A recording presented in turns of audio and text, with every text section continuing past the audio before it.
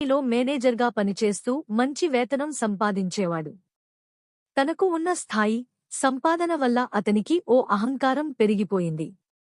ఎవరితోనైనా తన మాటే చివరి మాట అనుకోవడం, ఇతరుల భావాలను పట్టించకపోవడం అతని స్వభావం.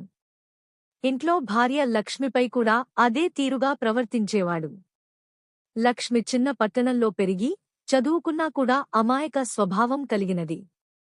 పెళ్లి తర్వాత కొత్త ఊరి ఆచారాలు, వాతావరణం ఆమెకు పెద్దగా తెలియదు. అయినా భర్తను సంతోషంగా ఉంచాలని, కుటుంబాన్ని సక్రమంగా నడపాలని మాత్రమే ఆలోచించేది. భర్త యొక్క అహంకారం. లక్ష్మి ఏ పని చేసినా వెంకటేష్ లోపాలు వెతుకుతూనే ఉండేవాడు. నీకు వంట చేయడం రాదు, నీకు మాట్లాడటం రాదు, నువ్వు సరిగ్గా దుస్తులు కూడా ఎంచుకోలేవు అంటూ ఎప్పుడూ తిట్టేవాడు. బయట వాళ్ల ముందు కూడా భార్యను చిన్నచూపు చూడడం అతనికి అలవాటే అయిపోయింది. కాని లక్ష్మి మాత్రం ఓపికగా అన్నీ భరించేది. తనకు మంచి విద్య ఉన్నా తన ఆలోచనలకి విలువ లేదని భావించి మౌనంగా ఉండేది. ఒక సంఘటన. ఒకసారి వెంకటేష్ ఆఫీసులో ఓ పెద్ద పార్టీ ఏర్పాటు చేశాడు. భార్యను కూడా తీసుకెళ్లాడు. అక్కడ ఉన్న వారంతా లక్ష్మి యొక్క సౌమ్యమైన, నిజాయితీగల మాట్లాడే తీరును చూసి మెచ్చుకున్నారు. మీ భార్య చాలా వినయంగా ఉన్నారు, చాలా తెలివైనవారు అని చెప్పడంతో వెంకటేష్ కొంత అసహనం కలిగించాడు.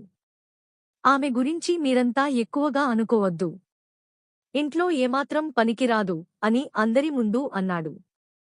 ఆ మాట విన్న లక్ష్మి గుండెల్లో గాయమయ్యింది.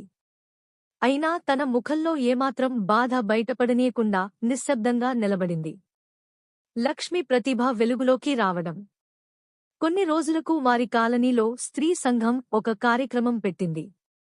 అందులో ప్రతి ఇంటి మహిళ ఏదో ఒక ప్రతిభను ప్రదర్శించాలని నిర్ణయించారు. లక్ష్మి తొలుత వెనకడుగేసినా, ఆడపిల్లలకు ధైర్యం చెప్పాలనే ఉద్దేశంతో కవితలు రాసి చదివింది. ఆమె కవిత్వం విన్నవారు అబ్బురపడ్డారు. కాలనీలోని పత్రిక కూడా ఆ కవితను ప్రచురించింది. ఆ విషయం వెంకటేష్ చెవిలో పడింది. మొదట్లో అతనికి అసహనం వేసింది. ఇది అంతా అవసరమా? నీకు ఇంట్లో పని చాలదా అని తిడతానన్నాడు. కాని తన సహచరులు, పొరుగువారు నీ భార్య ఎంతో ప్రతిభావంతురాలు, అదృష్టవంతుడివి నువ్వు అని ప్రశంసించడంతో అతని అహంకారం కొంతగా కరిగిపోవడం ప్రారంభమైంది. మార్పు. ఒకరోజు వెంకటేష్ ఆఫీసు నుండి ఒత్తిడితో ఇంటికి వచ్చాడు.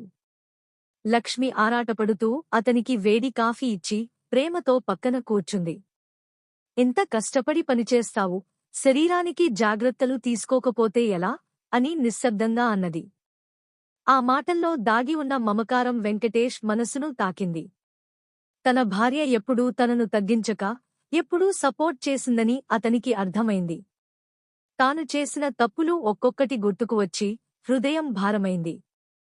ఒక సాయంత్రం ఆమె ముందు కూర్చుని, లక్ష్మి, నిన్ను నేను ఎప్పుడూ అర్థం చేసుకోలేకపోయాను. నీ సహనం, నీ ప్రేమ నాకు అద్దం పట్టాయి. నన్ను క్షమించు అని నిజాయితీగా చెప్పాడు. కథ ముగింపు.